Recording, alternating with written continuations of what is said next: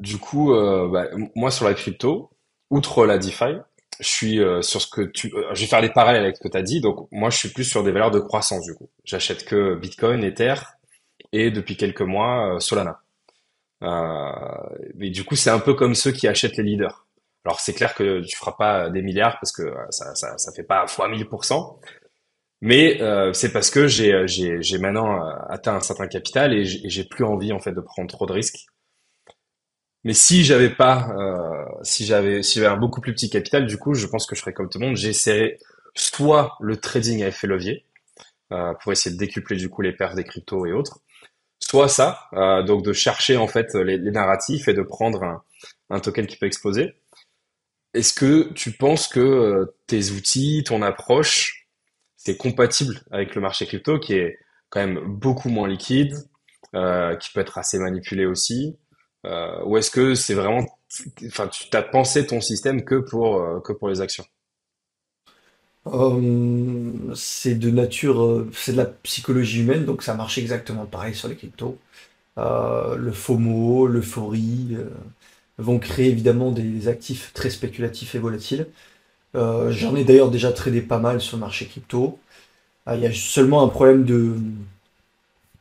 de référencement des actifs qui est un peu plus complexe, mais c'est exactement la même chose. Et puis ce problème de liquidité où tu as quand même beaucoup moins d'argent que sur le marché action. Mais c'est pensé de la même façon, tu peux exactement trader le marché crypto de la même façon que le marché américain. Et d'ailleurs, le marché crypto est très volatile, donc c'est vraiment propice à ça, quoi. Ouais, ce que tu fais, entre guillemets, c'est de la crypto sur action. Enfin, la crypto sur action, c'est pas des cryptos, mais ça me fait penser à ça, quoi. Quand des fois tu m'avais montré les perfs des élèves et je voyais des fois un trade à plus 20, 30%. Je dis, putain, c'est quoi ce genre de truc? C'est à la suite de la vidéo qu'on a faite il y a une semaine déjà, je crois, ou deux, où je me suis dit, tiens, j'avais déjà entendu parler moi, j'ai entendu parler du stock picking, ou non, c'est pas stock picking, c'était ceux qui tradent les petites capitalisations, comment ça s'appelle? Ceux qui tradent les small caps. Les, sur le marché OTC, tu veux dire, ou Non, non, il y a un nom, ceux qui tradent les small caps sur les marchés US. ah, penny stock. Non, c'est un autre mot. Ils vont sur les penny stock. Ouais, penny stock, voilà. Penny stock trader, ouais, c'est ça, c'est ça. Mais toi, c'est pas ça que tu fais, c'est pas du penny stock, c'est plus général, quoi. Penny stock, ça veut dire en dessous de 1 dollar.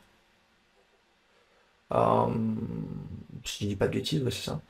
Ouais, c'est ça, penny, un penny. Ouais. Mais moi, ça peut être une valeur qui fait 10, 20, 50 dollars. À partir du moment où il y a de la liquidité qui rentre assez énorme, des volumes qui rentrent, de la volatilité, je fais exactement la même chose sur des actifs un peu plus lourds, hein, un peu plus chers. Et donc oui, c'est exactement, c'est de la crypto sur action. Et du coup, tu as beaucoup de choix. Sur le marché européen, tu pourrais pas faire ça. Tu as très peu de choix. J'essaye parce que j'ai un compte notamment PEA qui est quand même assez bien fourni. Et, bon, pour les impôts, je le garde, mais Ah, tu fais aussi du long terme.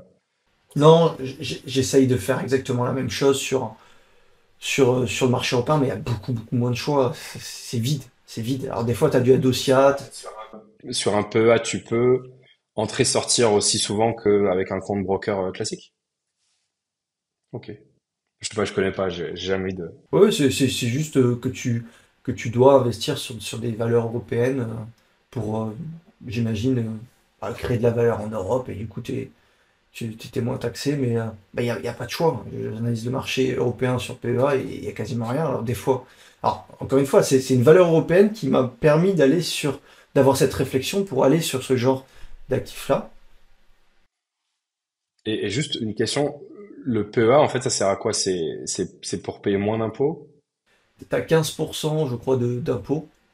Il faudrait que je me renseigne parce que j'ai jamais retiré. C'est le but en fait, hein. Tu fais grossir ta boule, la boule de neige sans retirer et du coup t'es pas taxé.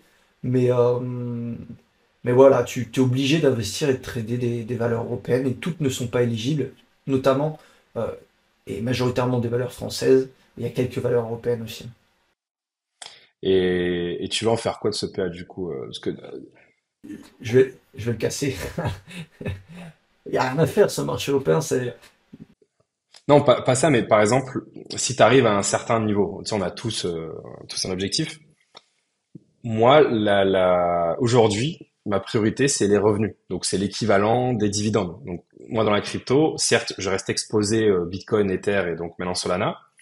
Maintenant, je suis pas exposé de manière nue. C'est-à-dire, c'est pas juste du Bitcoin, de l'Ether et du Solana. J'essaie de les faire travailler, d'emprunter, de générer du rendement. Et mon obsession, c'est revenus.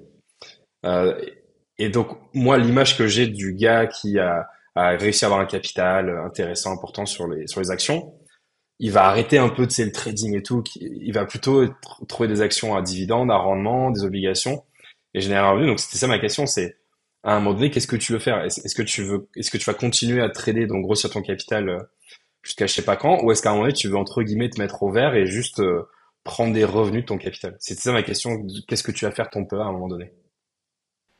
Uniquement le PEA ou tous les comptes en général?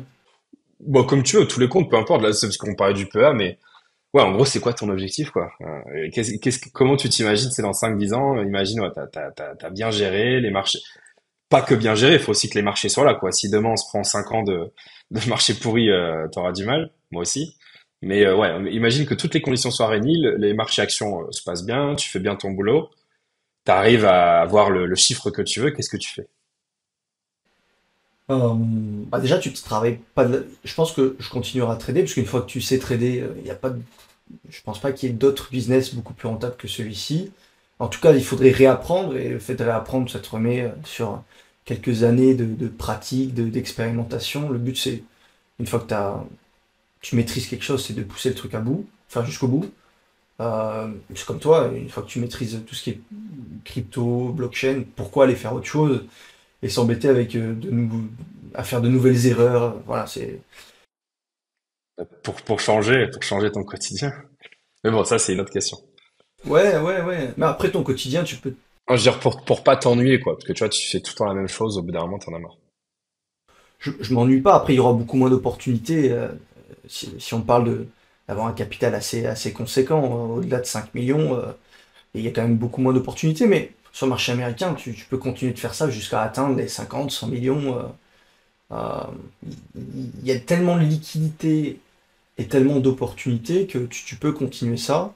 Après, là, on parle sur quelque chose d'assez utopique quand même, hein, d'atteindre ce genre de somme. Il y a pas mal de traders américains que je suis qui ont arrivé à ce genre de montant-là. Et tu vois dans leur process qu'ils commencent par des trucs très spéculatifs, puis après ils vont sur des valeurs de croissance qui pèsent quelques dizaines de milliards, centaines de milliards, voire des trillions. Par exemple, Nvidia, ça a été l'année de Nvidia cette année. Et bon, ben, finalement, les fonds, mon frère, il travaille dans un fonds à Boston qui pèse 150 milliards. C'est l'équivalent du fonds de Jim Simmons. C'était Renaissance, je crois. D'ailleurs, qui est décédé hier ou avant-hier. C'était Le mathématicien. ouais, celui qui a fait le plus de performances, avec peut-être Warren Buffett. Enfin bref, ils ont fait 1 milliard de profit dans le fonds de mon frère sur Nvidia seulement. Donc c'était l'année, disons, pour les méga caps. Il y a pas eu, il y a eu des opportunités sur les petites et moyennes, mais c'est assez rare de voir ce genre d'opportunités sur des méga caps qui font 200, 300, 400%. Elles passent de, je sais pas, 500 milliards à 2 trillions. C'est assez rare. Mais ma question, c'est toi. Et quand tu arrives au chiffre que tu veux, est-ce que tu changes de stratégie et tu ferais plutôt un truc plus pépère, comme moi, comme je dis, c'est l'idée que j'en ai, qu'au bout d'un moment, tu t'achètes juste des actions à dividendes ou des obligations d'État, d'entreprise, et en fait, tu touches ton revenu et puis c'est tout, et puis t'es plus en mode passif, parce que là, ça demande quand même d'être actif ce que tu fais. Ouais, ouais. Non, pas forcément, parce que les dividendes, ils sont détachés de ton action et c'est pas des actions à momentum. Donc, tu as beau gagner sur ton dividende, si l'action elle perd -20, tu t'as rien gagné, tu as perdu de l'argent. Donc,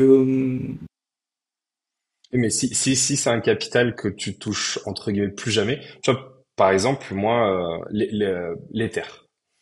Euh, L'Ether, je le fais travailler et bon, bien sûr, je suis plus content quand l'Ether est à 4000 que quand l'Ether il est à 1000, mais je sais pas si je vendrai un jour tous mes Ethers. Alors, j'en vends de temps en temps, quand il y a vraiment, tu sais, des gros mouvements, mais je pense que pendant les 10, 15, 20 prochaines années, voire 30, 40, bien sûr, si je vis jusque-là, je les vendrai pas. Et donc en fait, si tu veux, c'est peut-être un peu bizarre et contre-intuitif, mais au bout d'un moment, le capital, je m'en fous que ça monte, que ça descende, parce que c'est pas avec le capital que je vis. C'est-à-dire que c'est de l'argent que je fais travailler qui me permet de générer des revenus et je vis avec les revenus, en fait. Et c'est pour ça que, si tu veux, une action qui perd de la valeur, certes, tu peux perdre en capital, mais entre guillemets, pas vendu, pas perdu. Mais ce que je veux dire, c'est pas, ça m'importe pas. Ce qui m'importe, c'est le revenu que je peux générer. Bon, sur la crypto, c'est du revenu tous les jours.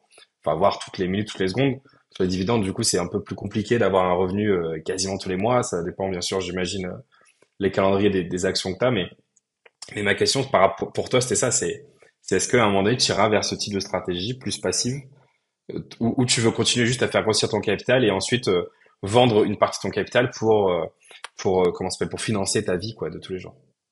Ouais, non, non, moi je ferai pas comme ça, mais il faut aussi comprendre il y a deux contextes qui sont différents. T'es sûr, disons, t'as le père et la mère sur le marché crypto, c'est le Bitcoin et l'Ether. T'es rentré extrêmement tôt, c'est comme si t'avais détecté Apple il y a 20 ans, tu vois. Euh, donc tu peux te permettre de garder ce genre d'actif où tu sais que c'est le père et la mère et que il y a de fortes probabilités que ça reste comme ça.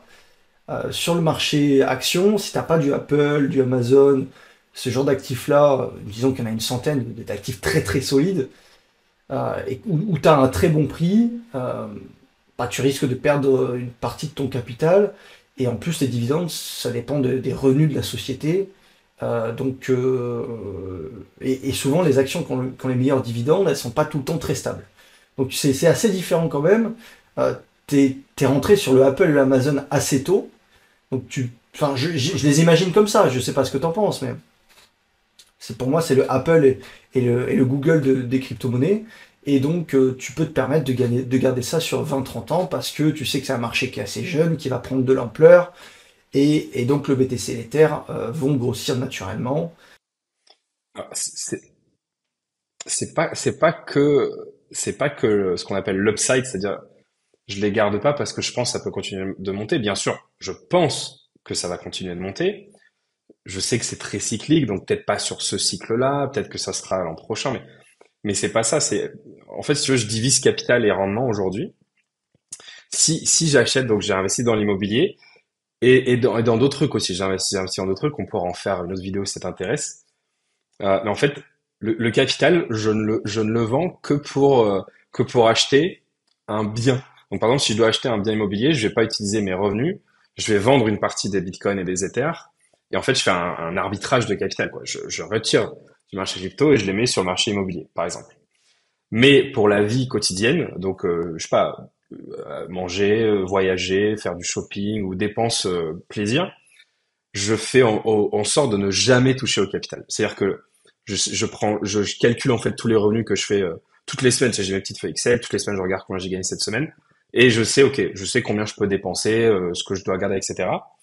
Et donc, si tu veux, même si Bitcoin demain fait moins 50%, alors ça va limiter mes revenus bien sûr, puisque il faudra que je fasse quelques arbitrages, que je repaye des prêts, etc.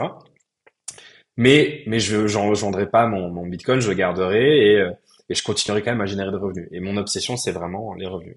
Et là, ce que tu fais là, ce que tu m'as montré, c'est clairement ce que j'ai essayé de faire il y a quelques années. Donc, quand j'ai acheté Bitcoin et puis d'autres cryptos qui ont bien fonctionné, d'autres qui n'ont pas fonctionné. Et c'était vraiment ça. Alors, je faisais pas comme toi, essayer de trouver ce qui bougeait le plus.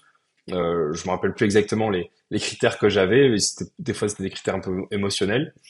Mais maintenant, avec le capital que j'ai, du coup, bah, je fais plus ça. Et donc, c'était surtout ça ma question. C'était que si un jour tu as le capital que tu veux, genre tu arrives à 3, 4, 5 millions, est-ce que tu changerais pas de stratégie et tu reviendrais pas à ce que tu faisais avant, du coup, plutôt investir sur des valeurs de croissance, dans des trucs un peu plus long terme, un peu moins punchy, et des trucs qui génèrent du rendement, donc tout ce qui est dividendes. Ouais, ça serait plutôt ce move-là d'aller sur des valeurs de croissance et de faire fructifier son argent comme ça, et puis de prendre moins de risques sur chaque trade également, hein, de diminuer mon risque, puisque tu as moins besoin de risquer, et tu gagnes plus, donc il y a pas de problème là-dessus. Donc ouais, ça serait plus aller sur des valeurs de croissance. Et niveau rendement, pas forcément les dividendes, c'est assez différent du marché crypto, je trouve. c'est pas toutes les semaines, c'est pas tous les mois, c'est pas suffisamment régulier pour. Ouais, c'est plus relou, ouais. Donc plus aller sur des valeurs de croissance et puis surtout prendre moins de risques parce que tu peux toujours aller sur des actifs qui sont très spéculatifs, qui bougent fortement, mais tu prends moins de risques et puis tu surfes et tu tiens tes positions un peu plus longtemps. Là, il faut essayer de travailler avec les intérêts composés, donc quelques jours pour capter la nouvelle jambe haussière et puis après tu trouves une nouvelle opportunité. Alors que la solution avec des gros capitaux, ce serait plutôt de surfer sur des mouvements comme Nvidia, SMCI, Elf, les sociétés sur le transport de gaz, etc. Où ça bouge sur quelques mois, quelques années. J'ai une dernière question si tu veux bien. Donc, je crois que je l'avais déjà posé dans la dernière vidéo, mais je suis pas sûr. Quand tu as les actions qui font que baisser pendant des mois et des mois et des mois et des mois, du coup, toi, tu m'as dit que tu shortes pas, donc en gros, t'es à la retraite, enfin, t'es au chômage.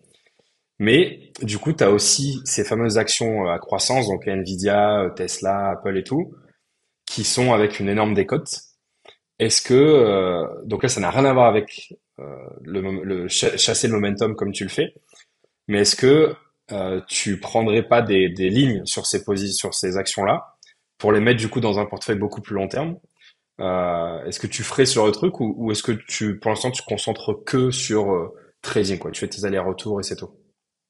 Non, parce que on voit que Nvidia ça a fonctionné, on voit que Amazon, Meta ont fonctionné, mais parce qu'il y a des relais de croissance derrière au niveau de l'intelligence artificielle, Microsoft pareil. Mais je peux te montrer des grosses caps, qui ont fait moins 99 ou moins 90% depuis 2020, 2021, et qui ne reviendront jamais sur ces capitalisations, ou peut-être dans 15 ans. Donc ma priorité, c'est vraiment de rester là où se passe l'action, et quitte à après baisser sa taille de position. Et donc là, par exemple, Parce que tu vois, moi, j'ai jamais acheté d'actions. Enfin, récemment, je crois que j'avais fait quelques trades d'actions il y a des années. J'essayais d'adapter un peu la méthodologie que j'avais sur le FX dessus. Mais c'était à l'époque où déjà, il y avait que des tendances haussières. Je ne me rappelle plus quelles années c'était. Du coup, ça semblait relativement facile. Mais il y a récemment, il y a genre 2 3 ans, j'ai voulu commencer à me dérisquer des marchés crypto, donc à sortir en fait du capital, et je voulais acheter du coup des grosses actions, donc Apple, Tesla et tout. Je l'ai pas fait. La seule occasion qu'il aurait pu avoir, c'était avec le Covid, et je l'ai pas fait. Et du coup, je me suis dit, bon, allez, la prochaine fois, prochaine crise, je me prends une petite louche de Tesla, d'Apple, d'Amazon, des trucs comme ça. Meta, du coup, peut-être. ouais, ça peut marcher, surtout sur des actifs très solides comme ça. Euh, Maintenant, ça performera beaucoup moins qu'une valeur de croissance à l'instant. Enfin, parce que les valeurs de croissance, elles évoluent. Un coup, ça va être Nvidia. Apple n'est plus une valeur de croissance. Elle est tellement énorme qu'il faudrait une seconde planète Terre pour que, ou alors un autre business model, ou qu'elle fasse des voitures, ou qu'elle fasse autre chose pour vraiment qu'elle prenne encore un trillion ou deux. Euh, Tu vois, la Roku, c'était donc un actif qui est passé de 100 à 500 dollars pendant le Covid. Zoom, qui était une valeur de croissance extrêmement solide, bah, elle est passée de 90 à 600. Et aujourd'hui, on est dans un marché haussier. Et pourtant, elles n'ont plus rien fait. Enfin, elles sont. Et ça, c'est intéressant. Ça, c'est à cause du Covid, parce que pendant le Covid, tout le monde utilisait Zoom, du coup, ça a monté. Alors, voilà, c'est ça. Tout le monde a utilisé Zoom, donc c'était une valeur de croissance parce qu'elle a augmenté de plusieurs centaines de pourcents ses bénéfices, sa marge et ses ventes, ce qui ont intéressé du coup les institutions et ce qui a propulsé le prix à la hausse. Et puis derrière, après le Covid, ça s'est calmé. Putain, la destruction de valeur, c'est ouf. Non, on a été divisé par 10 quoi. On est de 600 à 60. C'est ça. Et puis je peux te montrer. Alors, elle a déjà fait ce genre de mouvement. Ah non, c'est pas Zoom, c'est Crocs, pardon. Et tu vois, Crocs, c'est pareil. Et puis alors en 2020-21, tout le monde a acheté un peu tout et n'importe quoi. Crocs, c'est pas je dis un truc con, mais, ah si, c'est les chaussures. Je voulais faire la blague, c'est pas les chaussures quand même. Mais tu vois, en 2007, c'était la mode et tout le monde achetait des Crocs. Moi, je le sais, j'en avais. Tout le monde sauf moi. Oh, putain.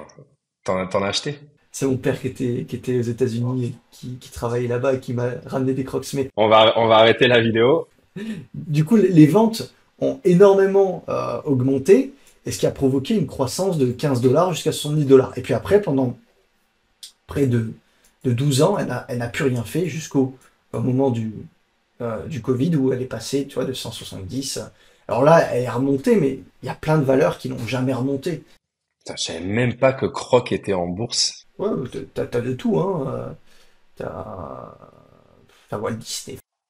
Et donc ça, Croc, là, tu montrais cet exemple pour me montrer l'exemple d'une valeur de croissance qui, elle, continue en gros de bien performer, quoi.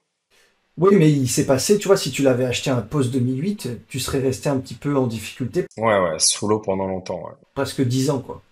Donc le mieux, c'est d'arriver en fait quand ça commence à être pricé et qu'il y a un intérêt grandissant. Comme ça, tu évites un maximum de drawdown. Tu seras toujours en drawdown, enfin, on est en drawdown la majorité du temps, mais pour éviter de rester en drawdown quelques années, vaut mieux attendre qu'il y ait un minimum de critères de tendance et de momentum qui s'installent. Mais, euh, mais Zoom, c'est assez impressionnant de voir que bah, c'est une valeur qui vaut plus rien, quoi. Enfin, Ça ressemble à un shitcoin. et la majorité des actions post-Covid ont fait ce genre de Après, j'imagine mal. Alors après, j'imagine qu'il y a des exemples dans le passé qui vont me faire mentir, mais j'imagine mal un Amazon, un Tesla, après un nouveau crack, ne pas se ressaisir, quoi. Tu vois, j'ai l'impression que c'est des sociétés qui vont mourir avec nous, enfin, qui nous survivront en fait, qui seront là ad vitam aeternam. Et c'est pour ça que je voulais acheter du Tesla. Alors, à l'époque, c'était Facebook, je crois que c'était pas encore du Meta. Pareil, quand il y a commencé à avoir le chat GPT, je suis ah putain, faudrait que j'achète du Microsoft. Mais comme moi j'ai tout sur les cryptos, tu vois, c'est relou, faut que je retire, ensuite que j'ouvre un compte, un broker, enfin c'est relou en termes d'expérience utilisateur. C'est surtout pour ça que j'ai pas acheté. Si j'avais un accès direct aux actions, je pense que j'aurais un peu fait, mais ben, alors, c'est des mastodontes, donc ils ont forcément le monopole sur plein de secteurs. Et difficile de les faire tomber, mais on peut prendre un exemple.